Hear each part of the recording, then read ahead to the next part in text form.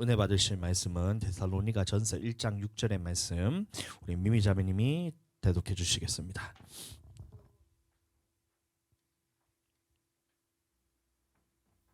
왠지?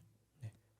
또 너희는 많은 환난 가운데서 성령의 기쁨으로 말씀을 받아 우리와 주를 본받은 자가 되었으니. 아멘. 자, 그래서 저번 주부터는 우리가 데살로니가로 넘어갔습니다.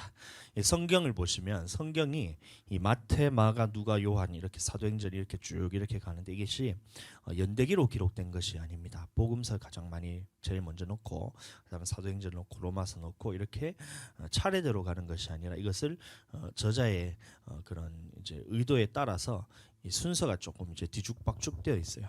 그래서 제가 이제 갈라디아서부터 해서 차례대로 다시 한 말씀을 정립해야 되겠다라는 생각을 갖고 사도 바울이 쓴 이 서신서 중에서 가장 먼저 쓰인 책이 뭐냐면 갈라디아서입니다. 저번 주에 혹시 말씀 들었을 때 기억나시죠? 그래서 갈라디아서에 대해서 쓴 배경에 대해서 그 기록된 연대에 대해서 이제 여러 가지 설이 있지만 이제 대표적인 것이 북부 갈라디아서, 남부 갈라디아서인데 이제 북부 갈라디아서에 따라서 저희는 이제 갈라디아서가 제일 먼저 쓰여졌다라는 것을 제가 그렇게 생각을 하고 또 말씀을 보고 있기 때문에 여러분들도 그렇게 하시면 됩니다.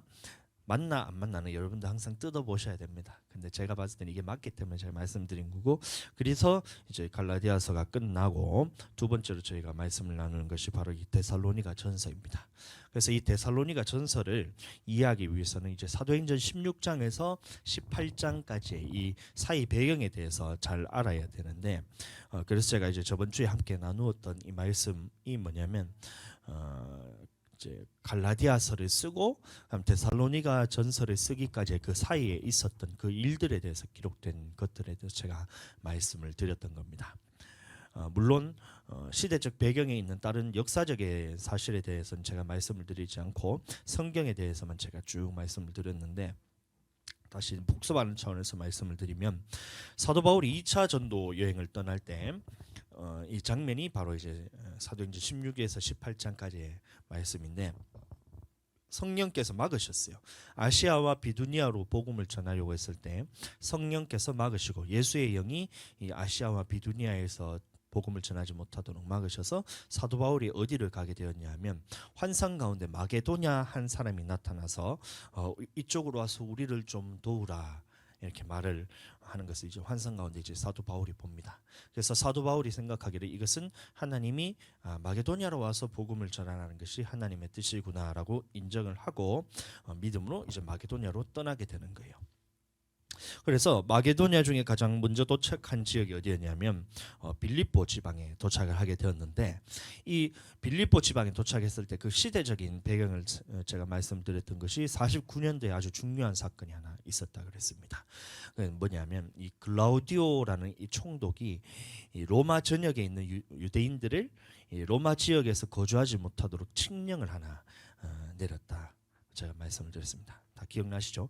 그래서 칙령을 내리는 바람에 이 빌립보 지방은 이 로마의 이 행정 도시로서 이제 로마의 행정 도시로서 유대인들이 다 추방당하게 돼요. 자, 그러면 남아 있는 유대인들은 하나도 없고 회당도 문을 다 닫고 이제 예수님 믿고 하나님 믿는 사람들은 누가 남아 있냐면 이제 경건한 이방인들만, 유대인이 아닌 이방인들만 남아서 믿음을 지키기 위해서 강가에 모여서 유대인의 전통에 따라서 강가에 모였다고 했습니다. 자, 그래서 이 남아있는 유대인들 중에서 유대교로 개종했던 사람들이 믿음을 지키기 위해서 강가에 모여 예배를 드리고 있었을 때 사도 바울과 사도 바울은 이제 유대인이잖아요. 그래서 이 기도의 처소를 확보하기 위해서 강가로 갔을 때에 거기서 만난 사람이 바로 이 자주장사 루디아라는 사람입니다. 그래서 이 루디아를 만나게 되었고, 하나님께서는 이 루디아의 마음을 열어서 사도 바울이 하는 모든 말을 듣게 하시고, 그다음에 루디아의 온 집이 예수님을 믿는 그런 역사가 일어나서 그 루디아의 집을 빌립보 교회로 세우고 그 빌립보 교회가 탄생하게 되었던 거예요.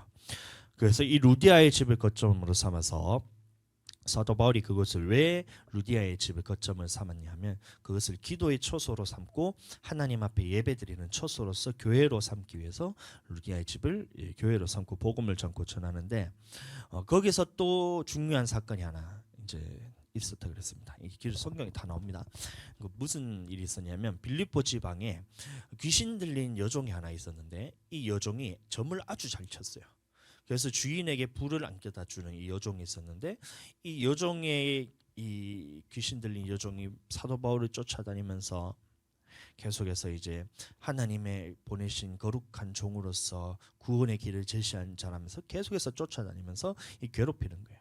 그래서 사도 바울이 이 귀신을 쫓아내어 줘서 이 주인이 어떻게 되냐면 자기의 이제 돈벌 거리가 끊어져 버리니까 생업이 끊어져 버리니까 사도 바울을 모함을 해서 이 반역죄로서 감옥에 갇히게 됩니다. 그래서 사도 바울과 실라가 감옥에 갇혔을 때에 그 옥중에서도 찬양과 기도를 할 때에 옥문이 다 열리고 그는 이런 일들에 대해서 여러분들 다 기억하시고 성경을 보시면 다 나오니까 한번 보시기 바랍니다. 그래서 지진 나서 이제 감옥문이 다 열리고 간수장이 이제 죄인들이 다 도망가면 자기가 어차피 이제 처형 당하게 되니까 자기가 죽으려고 자결하려고 칼을 가지고 이러고 하려고 할 때 이 사도 바울과 실라가 그것을 말리고 복음을 전하고 그래서 그 온 집안이 다 믿고 주 예수를 믿으라 그리하면 너와 온 집이 구원을 받으리라는 이 말씀을 듣고 그 말씀에 대해서 그 의미에 대해서는 제가 금요일에 제가 다시 설명을 제가 다시 드렸습니다. 자, 그래서 온 집이 믿게 되고 이 빌립보 지방에서 이제 복음을 전하려고 했는데 이제 그곳에서는 유대인들이 살 수가 없어서 이제 빌립보 지방에서 사도 바울이 쫓겨나게 되는 거예요. 그 바울과 실라와 디모데는 쫓겨나고 그곳에 누가 남아 있냐면 누가 남아 있었어요. 누가 남아 있냐면 누가가 그곳에 남아 있었다는 겁니다. 그 빌립보 지방의 교회를 사도 바울이 그냥 두고 떠날 수 없으니까 누구 한 명 지도자를 놓고 떠나야 되는데 함께 그 빌립보 지방을 방문했던 그 누가에게 이 빌립보 교회를 맡기고 사도 바울과 실라와 디모데는 떠나게 되는 거예요. 그래서 빌립보를 떠나서 갔던 지방이 바로 이 데살로니가 지방인데 그곳에서도 마찬가지로 이 사도 바울과 그 일행들은 가장 먼저 했던 일이 무엇이냐면 기도의 처소를 찾았다는 거예요. 그래서 유대인들의 회당에 들어가서 기도의 처소를 찾았는데 회당에서 3주 동안에 이 성경을 가지고 이제 예수님께서 이제 하나님의 아들이시고 그리스도시고 그리스도는 이제 고난을 받고 죽으시고 살아나셔야 된다, 부활하셔야 된다는 이 복음의 메시지를 전하면서 예수님이 이제 그리스도시다, 메시아시다 이렇게 복음을 전하는 거예요. 자, 그때에 이 데살로니가 지방에 있던 이 많은 경건한 유대인들 그리고 귀부인들 이런 경건한 이방인들은 이 복음을 다 받아들였다 했어요. 사도 바울이 너무 이제 드라마틱하게 전하는 거예요. 빌립보에서 자기가 채찍을 37대나 맞고 그 다음에 옛날에 다메섹에 있었을 때 스데반이 죽었을 때 내가 돌을 두고 그쪽에 죽는 것에 대해서 옆에서 박수치고 찬성표를 돌리는 사람이 나였는데 그 다메섹에서 내가 예수님을 다시 만나고 회심을 하고 그곳에서 내가 복음을 전하고 또 돌로 맞고 채찍 맞고 이런 식으로 자기 고난받았던 거에 대해서 너무 데살로니가에게 생생하게 잘 전했다는 거예요. 그때 데살로니가 교인들은 이 성도들은 어떻게 되냐면 이 사도 바울의 말을 듣고 난 다음에 자기도 이 고난에 동참하고 싶어서 그것을 기쁨으로 다 받아들였다 했습니다. 예수 그리스도께서 죽으시고 고난받고 죽으시고 부활하셔서 우리의 주가 되셨으니 우리 또한 이 사도 바울도 똑같이 얘기하는 거예요. 나도 이 예수님의 본을 따라서 고난받고 돌로 맞고 채찍 맞고 이렇게 고난받고 있으면서 예수 그리스도의 복음을 전하고 있다. 그리고 너희에게도 지금 이렇게 전하니 너희도 예수 그리스도를 믿으면 예수 그리스도와 함께 부활하는데 그냥 부활만 하는 것이 아니라 고난받고 너희도 돌로 맞고 채찍에 맞고 죽을 수도 있다. 그런데 이 말을 딱 듣는데 우리는 그럼 예수님 난 더 이상 못 믿겠어요. 죽는다고요? 생업을 포기해야 된다고요? 살면서 불이익 당한다고요? 이렇게 하면 예수님 안 믿어야 되는데 이때 데살로니가 교인들은 그것을 기쁨으로 받아들인 거예요. 나도 이 예수님의 고난에 빨리 동참하고 싶다. 나도 사도 바울의 고난에 빨리 동참하고 싶다. 나도 예수님의 부활에 빨리 동참하고 싶다. 이런 기쁨과 즐거움으로 그 복음을 다 받아들였다고 이제 사도 바울이 말하고 있는 겁니다. 그런데 거기에 어떤 사람들이 있었냐면 이 하나님을 섬긴다던 유대인들이 이 말씀을 받아들이지 않는 유대인들이 있었다는 거예요.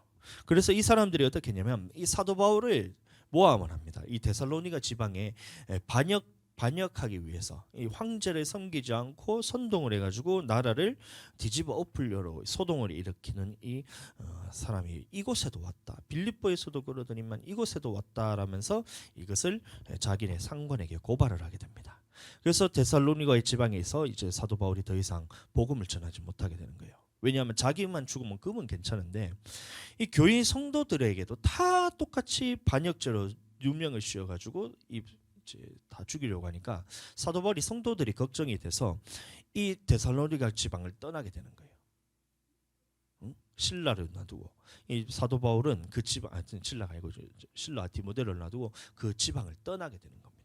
그래서 데살로니가 지방을 떠나서 내려갔던 곳이 어디냐면 이 베레아 지방이었는데 이 베레아 지방의 사람들은 데살로니가 사람들보다 더 너그러워서 이 사도 바울의 복음을 듣고 이 성경을 날마다 상고하면서 그것이 맞는지 틀리는지를 계속해서 보았다 그랬어요. 이것이 금요일 날 제가 전했던 말씀입니다.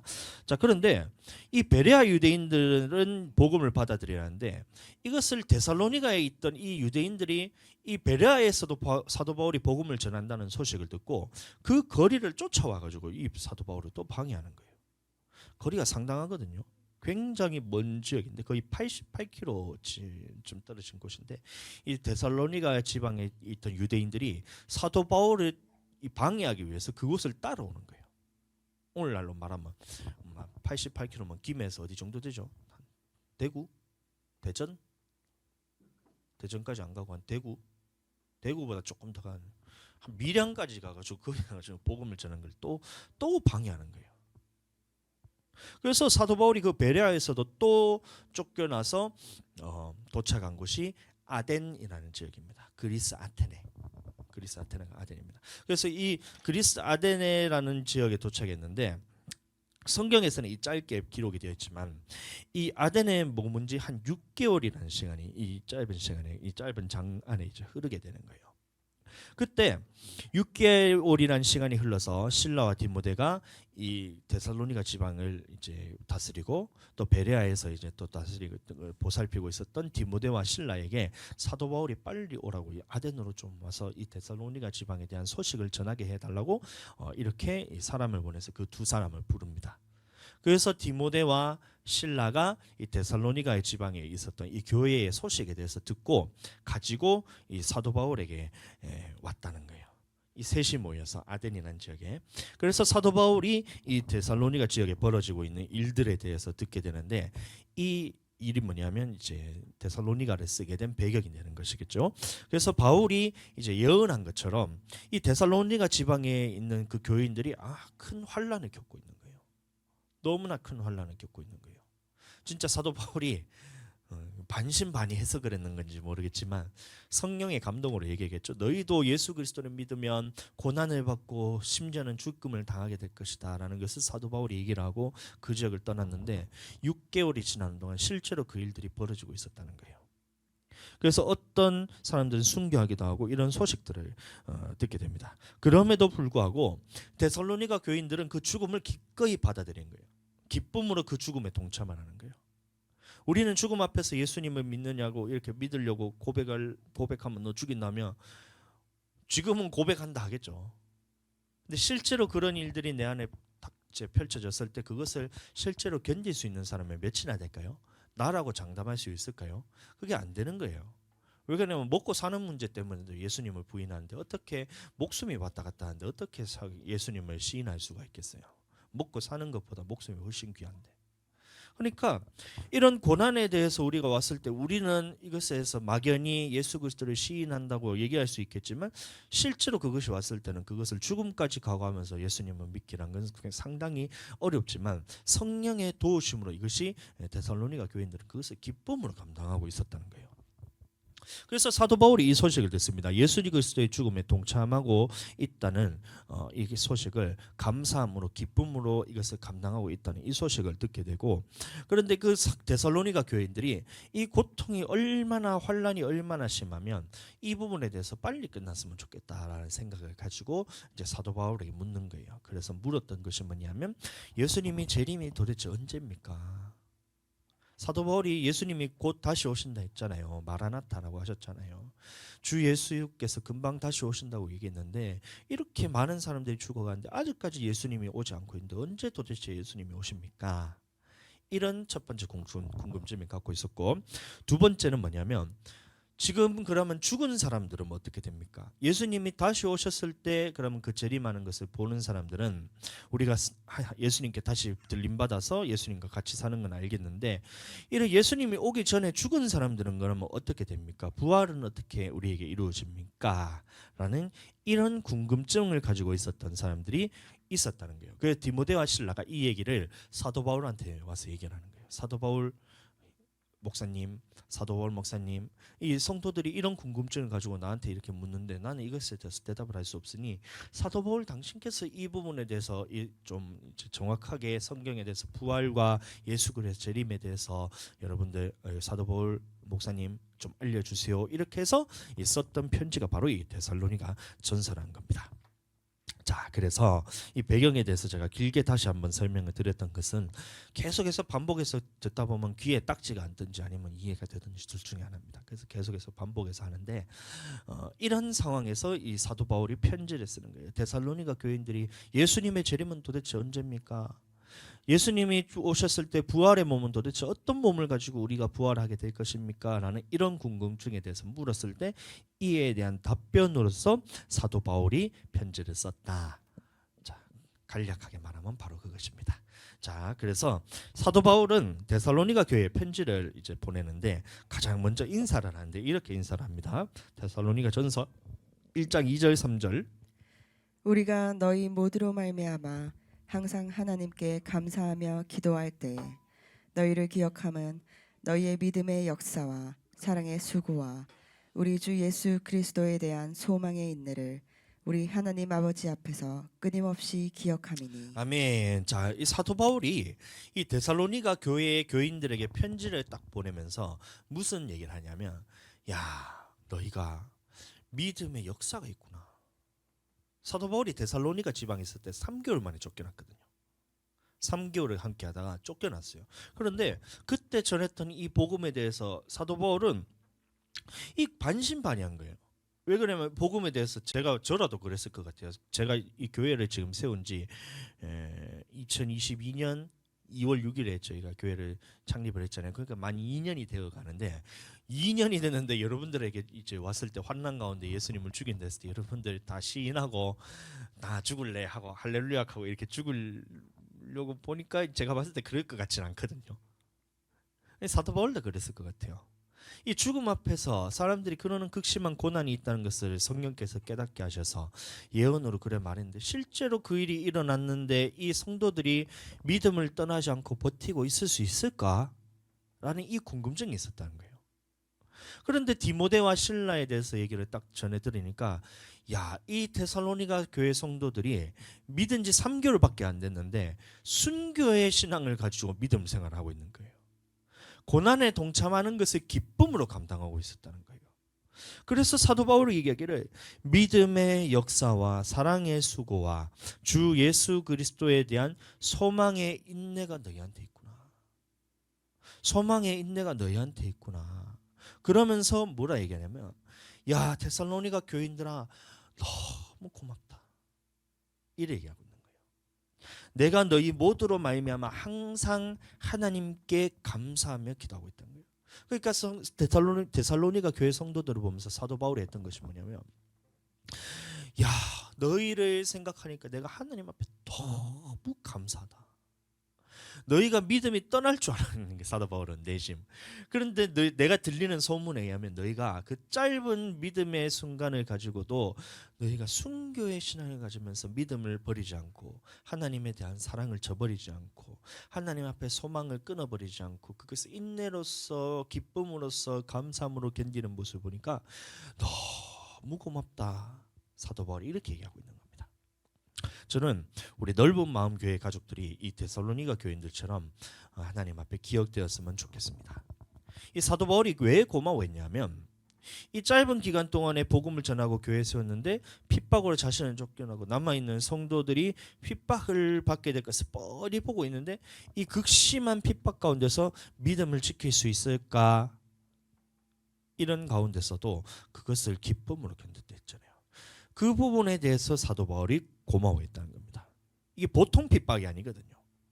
예수님 믿는 것 때문에 굶고 욕먹고 이거는 기본이에요. 채찍질 당하고 돌팔매 당하고 그 땅에 살면서 이제 어떻게 보면 부당한 대우들을 다 당하고 억울하고 죽임을 당하고 이런 상황에서 그런데 디모데를 통해 얘기를 보니 이 고난에 즐거워하면서 기쁨으로 감당하고 예수 그리스도의 죽음에 동참하는 것을 감사함으로 받아들이고 있었고 극심한 환난 중에서도 기쁨이 넘쳤다.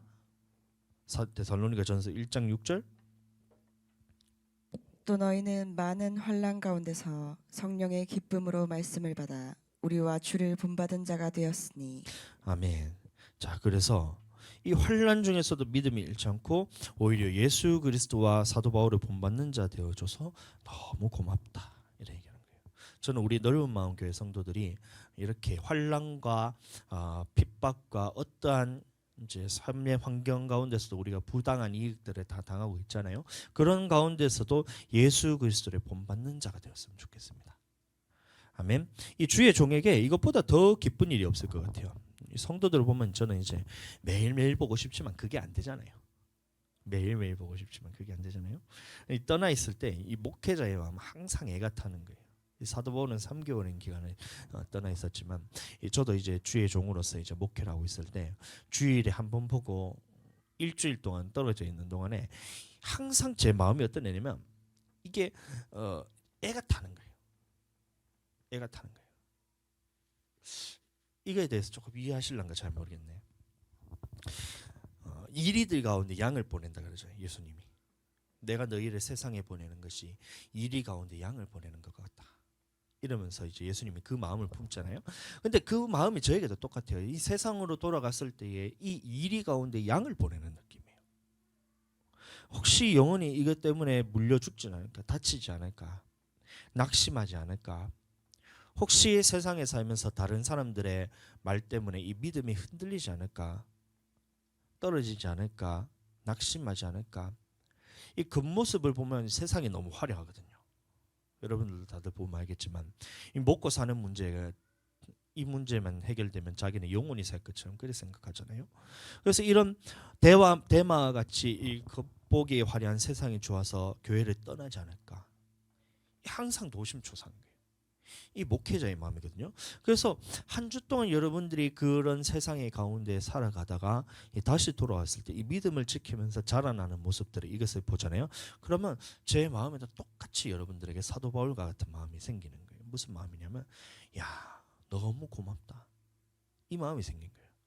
저는 여러분들이 이 교회를 떠나지 않고 매일 오면 좋겠지만 매주 이렇게 와서 이제 교회 가운데 함께 예배를 드릴 수 있다는 사실 너무 감사해요. 여러분들도 이 마음이 항상 같이 있어야 돼요. 옆에 있는 사람들이 지금 함께 있다는 사실에 너무 얼마나 감사한지 여러분들 그것을 사도 바울의 마음의 입장에서 여러분들 함께 그것을 공감하면서 옆 사람을 바라볼 줄 알아야 됩니다.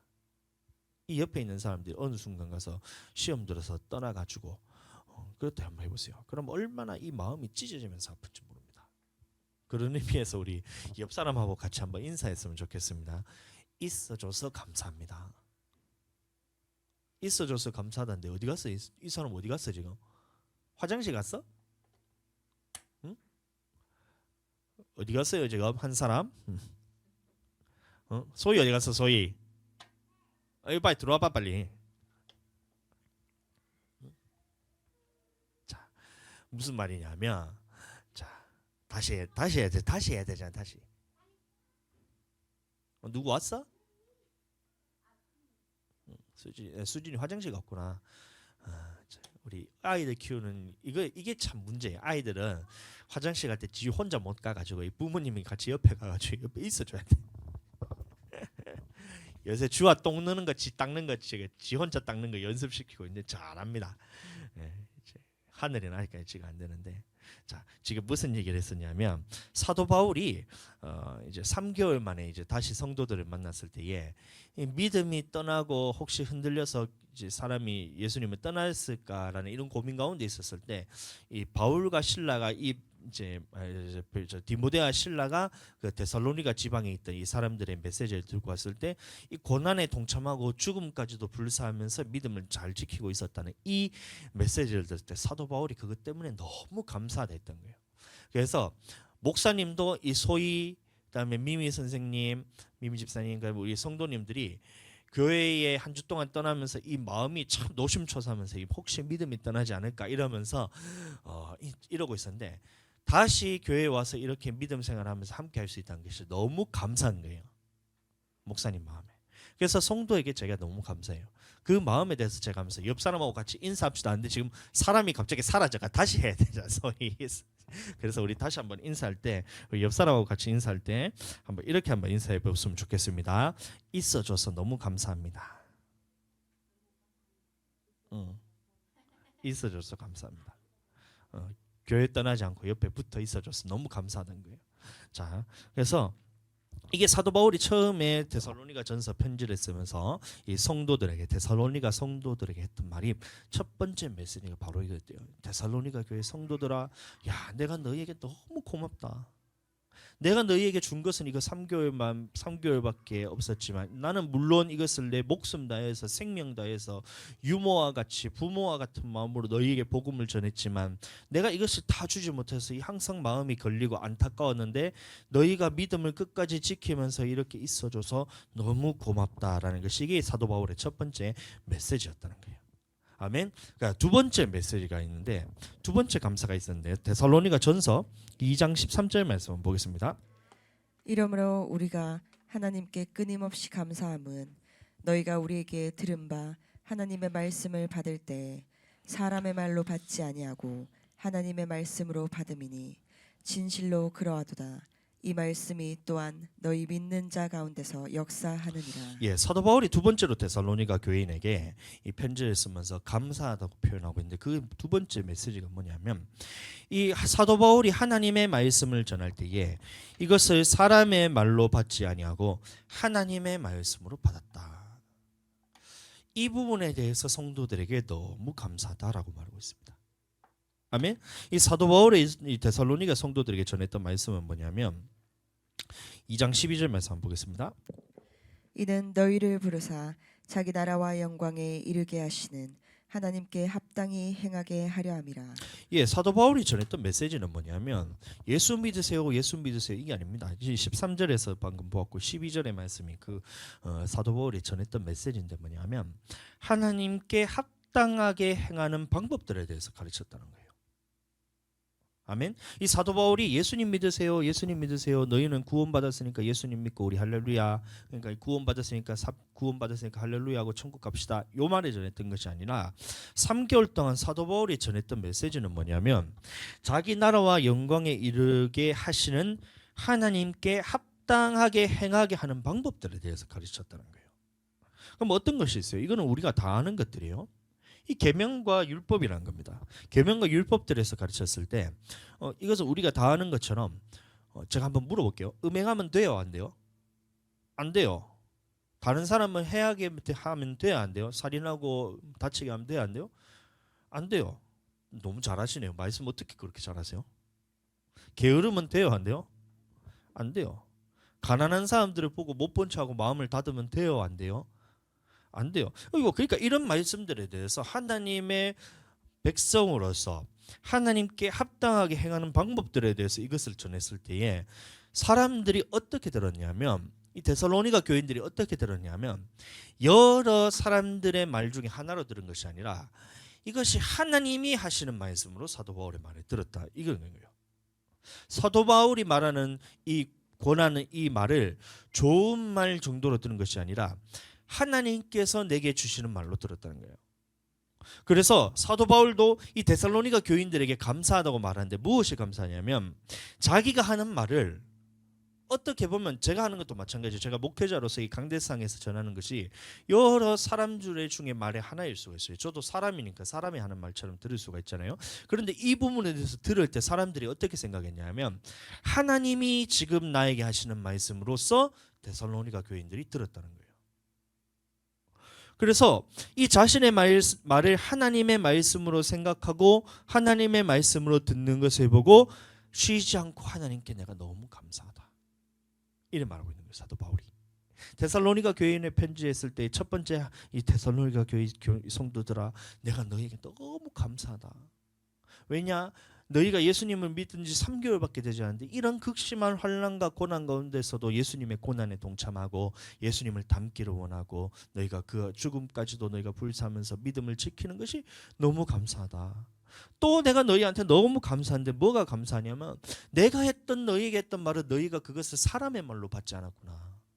그것을 너희가 하나님의 말씀으로 받았구나. 이게 나는 날마다 하나님 앞에 너무 감사하던 거예요. 이 데살로니가 교인들은 사도 바울이 말할 때 무슨 말이든지 이것을 하나님의 말씀으로써 받았고 어떤 말씀이든지 순종하는 믿음을 갖고 있었다는 겁니다. 여러분들 하나님의 말씀으로 듣는다는 것은 뭐냐면 순종하는 믿음을 의미하는 거예요. 사도 바울이 말을 했을 때에 사람의 말로 듣는다는 말은 뭐냐면 이것을 순종해도 되고 불순종해도 되고 내가 선택할 수 있는 거예요. 사람의 말로 듣는다는 것은 뭐냐면 해도 되고 안 해도 되는 것으로 여긴다는 거예요. 미워하지 말라. 이건 하나님의 말씀입니다. 그래서 이 말을 전했을 때에 이것을 사람의 말로 듣는다는 말은 뭐냐면 야 내가 미워하지 않을 때는 내가 평소에 컨디션이 좋고 기분이 좋을 때는 안 미워할 수 있으니까 이것은 내가 안 미워하겠지만 극한 상황에 왔을 때 누군가 나를 쫓아다니면서 스토킹하면서 나를 괴롭히면서 나를 이렇게까지나 핍박하고 고난 가운데 빠뜨리는 이 사람을 보면 나는 이 사람에 대해서도 사랑할 수 있을까? 야 어떻게 그렇게 할 수 있어? 하나님의 말씀으로 듣는다면 그거는 사랑을 해야 되잖아요.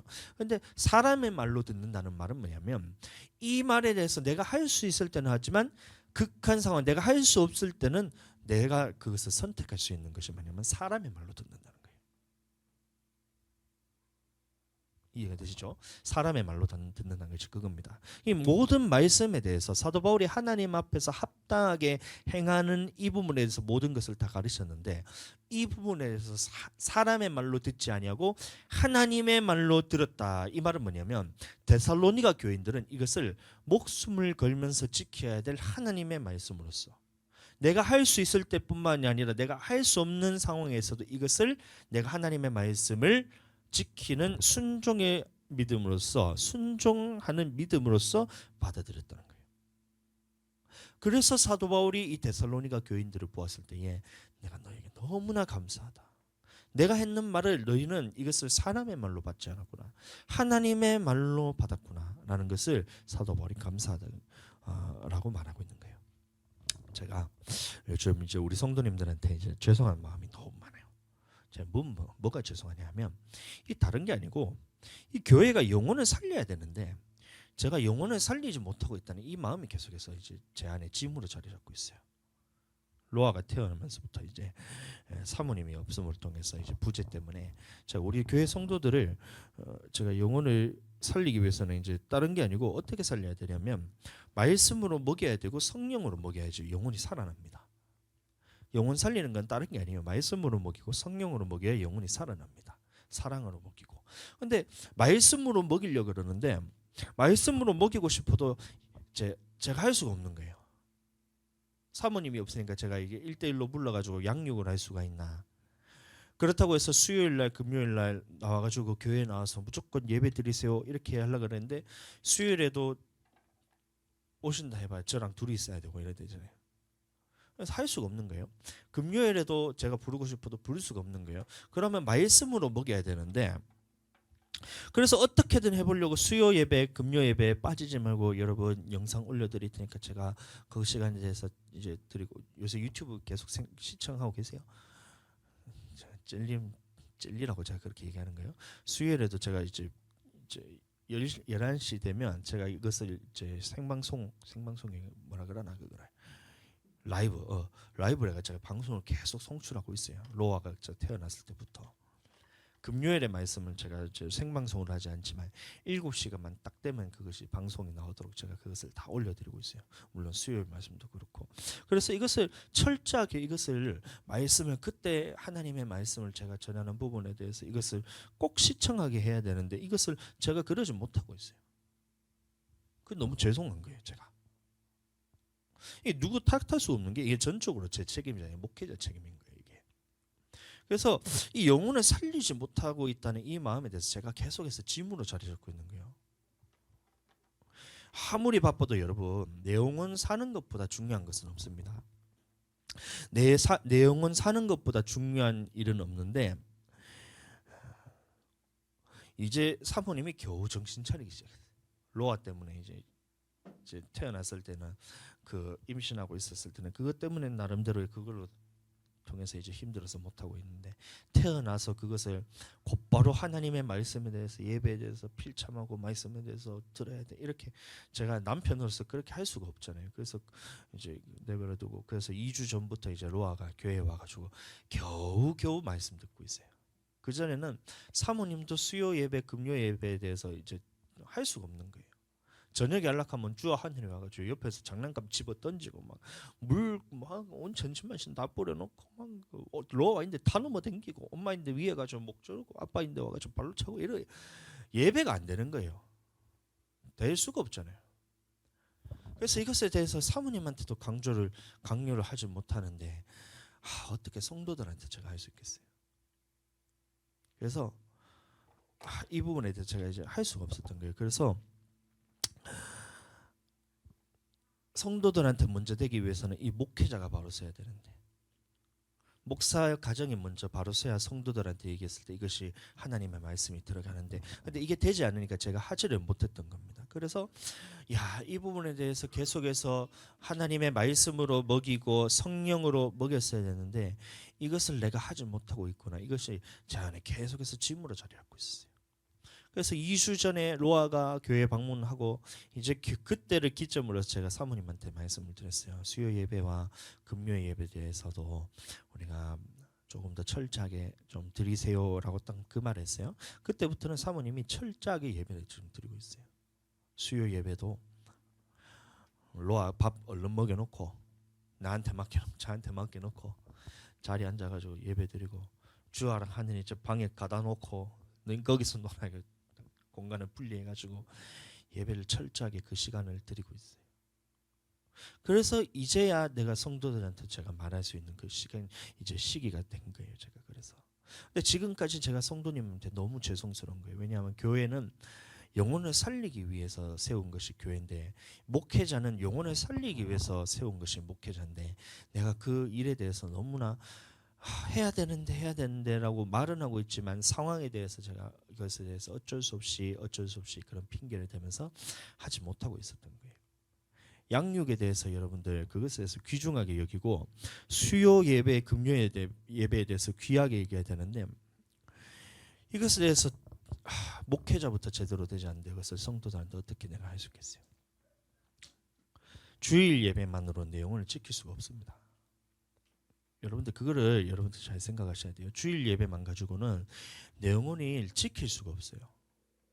하나님의 말씀에 대해서 여러분들 일주일을 우리가 1440시간이라는 그 시간 동안에 하나님의 말씀을 떠나서 사는 그 시간에 중에서 일주일에 1시간을 주님 앞에 1시간 반, 2시간 어린이부 예배까지 다 쳐봐야 오전 10시부터 오후 12시 반까지 2시간 반입니다. 1시까지 아마 3시간 정도 됩니다. 그 시간을 1440시간이라는 시간 중에서 3시간을 떼서 하나님 앞에 드린다. 그럼 나머지 1337시간은 내 마음대로 살고 있는데 어떻게 내 영혼이 살아날 수가 있겠어요? 그래서 하나님의 말씀으로 먹이고 어떻게든 양육을 해야 되고 어떻게든 하나님의 말씀을 들을 수 있도록 생명의 말씀으로 들을 수 있도록 수요 예배, 금요 예배를 철저하게 이렇게 예배 매일 참석해라 이렇게 이런 얘기가 아닌 걸 아시겠죠? 수요 예배 상황에 대해서 제가 이제 너무나 잘 알고 있습니다. 그래서 금요 예배 상황에 대해서도 제가 알고 있고 지금 이제 학원의 상황에 대해서 제가 모르는 게 아니고 너무나 중요한 시기라는 것을 알고 있지만 무엇보다 이 세상에서 가장 중요한 것은 내 영혼이 사는 것보다 중요한 것은 없다는 것을 이걸 제가 가르쳐야 되는데 이 매일같이 말씀으로 먹여야 내 영혼이 매일같이 살 수가 있는데 이게 안 되는 거예요. 얼마나 하나님의 말씀과 가깝게 지내도록 목회자가 도와주고 있냐 이래 봤을 때 자, 그 일을 감당하지 못하고 있더라고요. 전혀 도움이 못 되고 있더라고요. 제가 그래서 계속해서 짐이었던 거예요. 그래서 이제 로아가 와서 제가 다시 한번 이제 해보자라는 이 마음이 제가 생긴 거예요. 그래서 기도로서 준비하면서 그렇게 해서 여러분들에게 또 너무 힘들어서 지쳐서 나가 떨어져 버리면 그러면 또 안 되니까 제가 그래서 이런 부분에서 제가 상황을 보면서 앞으로 또 교회 방향에 대해서 또 우리 으쌰으쌰하면서 또 한번 내 영혼이 살아나는 쪽으로 한번 우리가 또 한번 새로운 기름 부으심을 받아야 됩니다. 아멘. 평일에 교회에 와 보세요. 너무 허전해요. 교회를 딱 오잖아요. 그럼 오전에 제가 이제 애들 어린이집 보내고 9시 반 10시 되면 교회로 오잖아요. 그러면 교회를 지키기 위해서 제가 그렇게 했는데 교회가 싸늘합니다.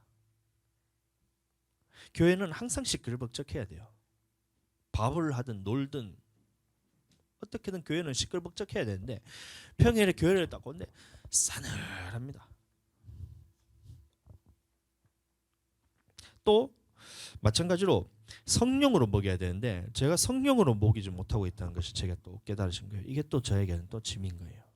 너무나 죄송스러운 짐입니다. 우리 성도들이 기도하지 않으면 이 반드시 마귀 사단은 작당을 해서 이것을 무너뜨리기 위해서 성도들에게 호작질하려고 오는데 작당을 하러 올 건데 우리 성도들이 하나님의 살아계심이 경험되지 않으면 하나님의 살아계심이 내 안에 알아지지 않으면 목사님이 하는 목회자가 하는 말이 사람의 말로 들리게 될 것인데 성령께서 내 안에 충만하게 역사하고 하나님이 살아계심이 알아진다면 이 목회자의 말은 하나님의 말씀으로 들리게 됩니다. 그런데 성령님이 내 안에 살아계심이 알아지지 않고 충만하지 않으면 이 목회자의 말이 잔소리로 들리게 되고 사람의 말로 들리게 되는 거예요. 하나님보다 세상이 환경이 더 크게 보일 건데 그렇게 믿음 없이 살다가 믿음 없음을 때문에 망하게 될 것인데 성령으로 먹여야 우리 성도들의 영혼이 살아나게 될 건데 하나님의 살아계심이 느껴지고 그 부어지는 사랑 안에서 하나님의 말씀에 순종할 수 있고 이 부어지는 사랑 안에서 환난에 대해서 이길 수가 있고 이 부어지는 사랑 안에서 하나님의 믿음이 세워져 갈 텐데 우리 교회 성도들을 봤을 때 제가 보니까 이것을 기도를 하잖아요.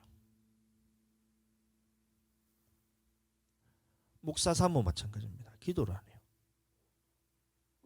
성령으로 먹을 생각이 없어요.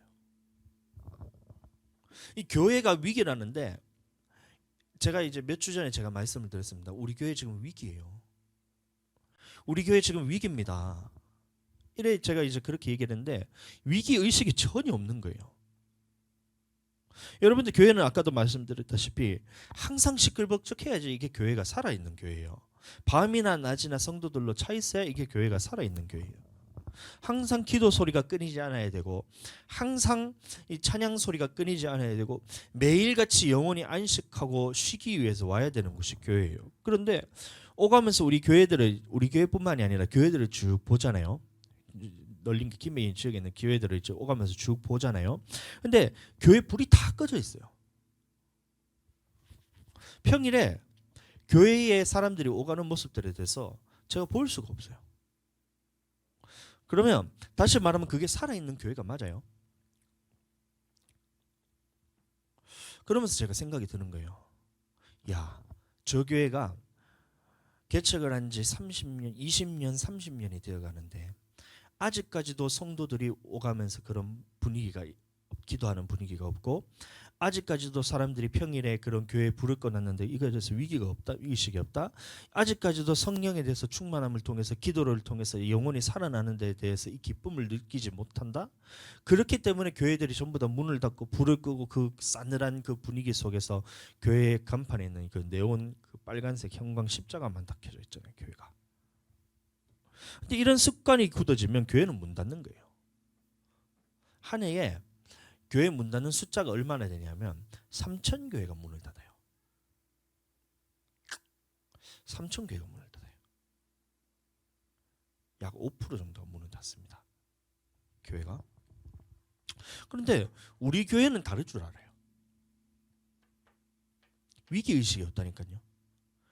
우리 교회도 기도하지 않고 하나님 앞에서 날마다 성전에 와서 안식을 누리지 못하고 날마다 주님 안에서 우리가 기쁨을 누리지 못하고 평안을 누리지 못하고 즐거움을 누리지 못하고 하나님의 살아계심이 경험되지 않고 내 영혼이 살아나지 않고 내가 하나님 앞에서 성령으로 먹는 데에 대해서 내가 먹이지 않고 하나님의 말씀으로 대해서 날마다 먹어야 내 영혼이 날마다 살아나는데 내 영혼이 날마다 죽어가고 있는데 이것에 대해서 본체만치 내가 그것을 넘어가고 이렇게 해서 이 습관이 딱 굳어져 버리는 순간 어떻게 되면 우리 교회도 문 닫는 거예요. 내가 삼천교회 중에 삼천교회가 문을 닫는다잖아요. 1년에. 그럼 우리 교회는 다를 거라 생각해요. 재정이 넉넉하다고 교회가 살아있는 줄 알아요. 여러분들. 큰 교회 가도 마찬가지예요. 요 김해 교회 보면 큰 교회들 더러 있잖아요. 거기도 지나가 보잖아요. 그러면 수요 예배, 저녁 예배, 금요 저녁 예배 그 외에는 교회가 다 문을 닫아놔요. 자물쇠를 걸어 잠그고. 싸늘해요. 성도들이 오가면서 지나다니질 않아요. 그 문은 닫혀 있고 교회는 크게 돼서 그 간판과 이 십자가에 있는 네온만 보이고 그 사람이 오가면서 살아나는 역사가 나타나지 않아요.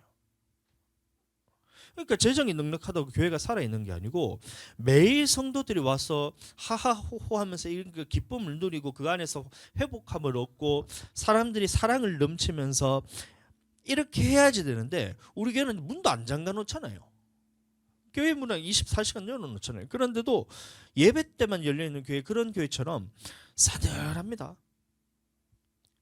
여러분, 그런 교회는 아무리 커져도 그건 죽은 교회예요. 제가 그래서 뭐라 그랬냐면 우리 교회 지금 위기다. 우리 교회 위기라 그랬어요. 제가 사모님이 저 로아 저기 낳는 것 때문에 위기를 제가 자초한 것 같은데 우리 교회가 위기라 그랬어요. 제가. 근데 여러분들은 왜 그 말씀이 하나님의 말씀을 안 들릴까요? 이게 사람의 말로 들리는 거예요. 나는 우리 교회가 지금 위기라는 말이 진짜 이거는 너무 가슴이 아파서 이렇게 되다가는 우리 교회도 수많은 삼천교회가 매 해마다 문 닫는데 그 교회처럼 교회가 문을 닫을 것 같은 거예요.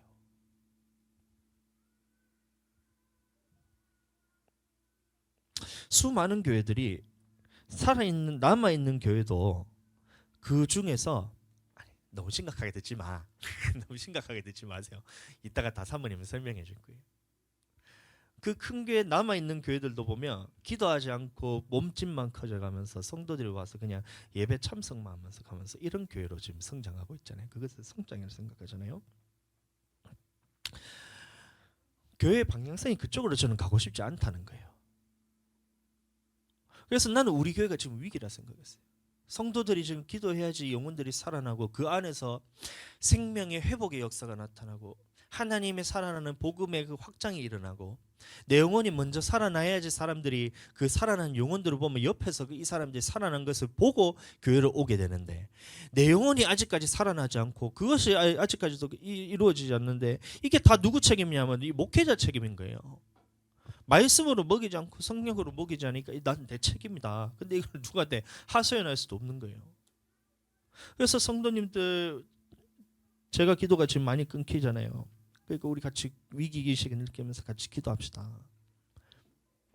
교회 할 거 없어도 그냥 교회 오면 그럼 좋은 거예요. 토요일에 제가 애들 데리고 교회가 오잖아요. 한 번씩. 주일날 애들 데리고 교회에 제가 오잖아요. 왜 그러냐면 교회 애들이 오면 교회 성부는 부서질지언정 교회는 살아나거든요. 잘 이해해 주세요. 제가 애들이 교회 오면 너무 힘들 때가 있어요. 애들 둘이만 와도 이게 교회가 좀 난장판이 납니다. 미로 찾기 하면서 교회 의자들 다 막 왔다 갔다 하는데 그냥 드르륵 하면 그 교회 의자 나사가 지금 몇 개가 부러졌어요 지금. 교회 그러면서 오자마자 막 사람들하고 밀치고 이래가 의자가 넘어져가지고 저기 보면 이제 뒤에 빵꾸도 나 있어요 저기. 그것만 하나 요 이제 사무실 가면 왔다 갔다 하면서 이불 다 꺼내가지고 흔들어 놓고 사람 밀었다 놨다 서울 사람 위에 올라탔다가 하면 뭐 삐그덕삐그덕합니다 지금. 근데도 왜 나는 왜 교회를 애들을 다 데리고 와서 그렇게 부서지는 것을 알면서도 제가 왜 데리고 오려고 하냐면 교회 성물은 부서질지언정 교회는 살아나거든요. 수진이 민정이 목사님이 교회 가자 할 때 웬만하면 보내주세요. 교회 가자는 게 애들 노는 것도 있지만 이 교회가 애들이 왔을 때 그것이 살아나고 교회를 세우는 거라는 걸 여러분들 인정을 하시고 그거를 알으셔야 돼요. 깨달으셔야 돼요. 한번 왔다 나는 교회 한번 왔다 교회 가고 평일에 한번 교회 왔다 가는 거라고 여러분들 그렇게 인식하고 그렇게 생각하실지는 모르겠지만 한번 교회에 왔다 가는 것이 여러분들 교회를 내가 한번 살리는 거구나 이렇게 생각하셔야 돼요. 애들 와가지고 한번 때려 부수고 난장팔 치고 오르륵 하면서 우 하면서 시끌벅적 하잖아요. 그러면 사람들이 와 저 교회 도대체 뭐 하노 이러면서 사람들이 궁금해한다니까요. 앞에 가지고 애들이 4명에 이래가지고 막 시끌벅적하게 막 고함 지르면서 하늘이하고 막 그렇게 하잖아요. 그럼 주변 사람들이 저 뭐한데 저렇게 시끄럽노 이렇게 할 것 같아요. 그냥 저 뭐 있지 교회가 있네 이런 식으로 생각하면서 교회가 세워지고 사람들이 살아나는 역사가 나타난다. 한 번 교회에 왔다 가는 것이 교회를 세워가는 것이고 한 번 교회 갔다 왔다 가는 것이 내 영혼이 살아나는 것인데 우리가 이것에서 제가 기도하는 거 물론 기도하고 말씀 듣고 이것도 해야 되지만 제가 기도하러 교회 오라고 이렇게 제가 물론 얘기는 물론 그렇게 얘기는 하지만 그게 다가 아니잖아요. 우리는 성령으로 먹어야 되고 말씀으로 먹어야 됩니다. 그래야 내 영혼이 살아나는 거예요. 근데 제가 지금까지 이것을 못했던 것에 너무나 제가 죄송한 거예요. 우리는 기도해야 됩니다. 기도해야 내 영혼이 살아나는 거예요. 성령께서 내 안에 충만함이 일어나야 성령으로 역사하셔야 내 영혼이 살아나고 교회가 살아납니다. 그래서 우리는 기도해야 돼요. 예배로 살아나야 돼요. 여러분들 제가 주일날 밥 먹고 가라는 것이 그냥 밥 먹으라는 얘기인 것 같아요. 주일날 우리 밥 먹으라는 얘기가 밥 먹자 이 얘기인 것 같아요. 여러분들 주일날 밥 한 번 먹는 것이 교회를 얼마나 많이 세우는 건지 몰라요. 그 자리에 앉아 있는 것만 해도 교회를 세우고 있구나. 나는 교회를 살리고 있구나. 이 생각을 가지셔야 돼요. 이것을 하나님의 말씀으로 받아들이시길 되길 축복합니다. 우리 교회가 위기라는 말 여러분들 그것을 사람의 말로 받지 마세요. 제가 하는 말로 생각하지 마세요. 우리 교회 위기입니다. 위기. 위기 영어로 뭐예요? 크라이시스. 베트남어로 위기 뭐예요? 베트남어로 위기. 왜 위기냐면 교회는 영혼을 살리는 곳이 교회인데 하나님이 보셨을 때 이 교회가 영혼 살리는 일을 감당하지 못하면 하나님이 보시고 그 촛대를 옮겨버리시거든요. 그래서 제가 위기란 거예요. 내가 이 목회자가 부족해서 지금 우리 교회 성도들의 영혼을 내가 지금 못 살리고 있구나. 불과 로아 태어나기 전에 그래도 제가 잘했던 것 같아요. 그래서 이제 막 기쁨으로 기도도 막 의시아이세 성도들 다 땡겨가지고 막 힘들어 죽을라 그랬는데 내가 와가지고 교회 와가 1시간 기도하고 2시간 기도해야 된다. 그래서 막 살아난다. 이때는 힘들어도 그것이 교회는 살아나고 있어요. 위기가 아니었어요. 그런데 추수감사절 주일 끝나고 로아 딱 태어나고 그 다음부터는 큰일 난 거예요. 이제 다시 우리 한번 살아나야 됩니다. 아시겠죠? 살아나셔야 됩니다. 살아나기 위해서는 내 영혼이 말씀으로 먹어야 돼요. 말씀으로 먹고 성령으로 먹어야 살아납니다. 제가 그것을 지금부터 다시 할 거예요. 여러분들 2월까지는 제가 조금 봐드릴게요. 유예 기간을 제가 드려야 되니까 왜 이러노 갑자기 뭐 내가 잘못 놀랐다.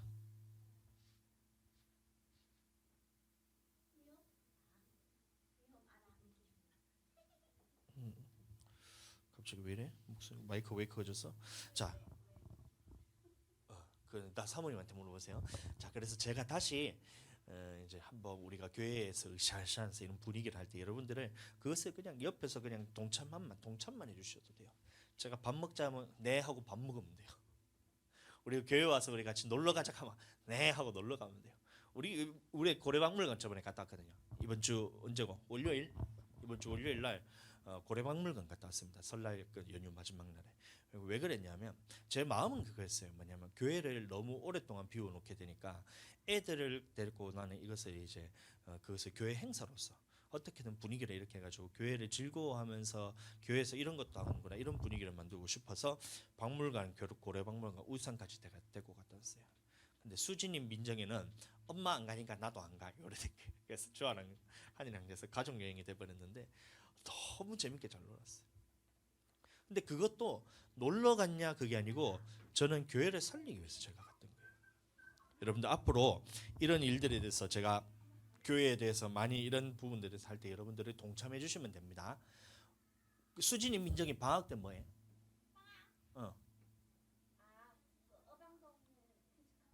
어방동 키즈 카페. 이 무슨 키즈 카페. 방학 때 뭐 아니면 그 저번 방학 때도 키즈 카페.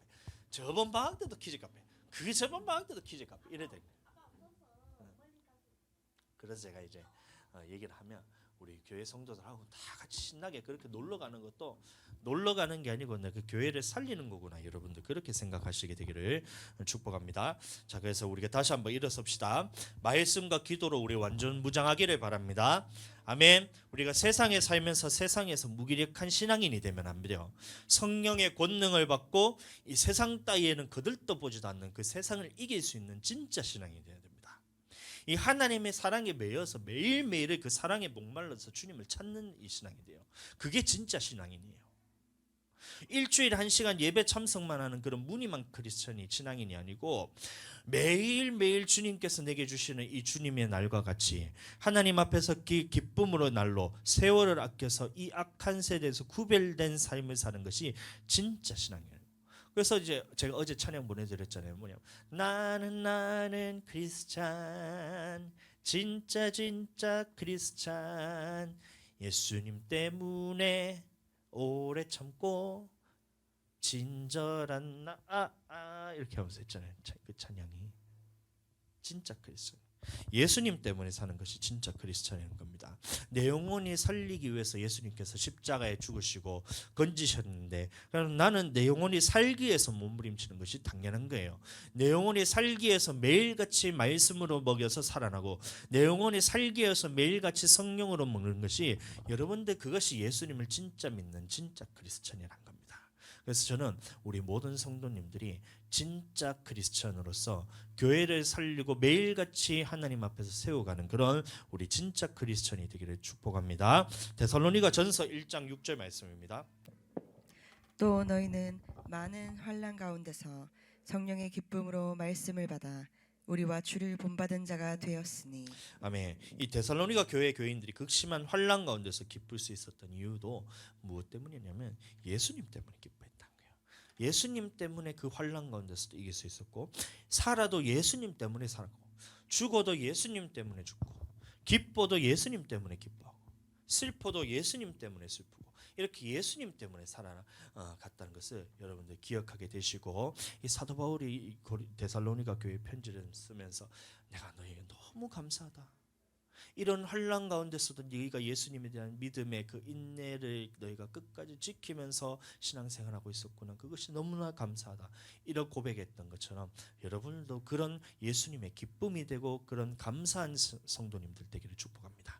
또한 여러분들 하나 있었던 것이 사도 바울이 이 데살로니가 교인들의 말했을 때 그 말을 하나님의 말씀으로 받았다는 것처럼 어떤 말이든 여러분들 그것을 하나님의 말씀으로 받아들여서 순종으로 여러분들 이끌어갈 수 있는 내 영혼을 살릴 수 있는 내 영혼의 경영을 잘해서 믿음과 말씀과 성령으로서 먹여서 살아나는 그런 경영을 잘하는 우리 모든 신앙인들이 되시기를 성도님들 되시기를 다시 한번 예수님의 이름으로 축복합니다.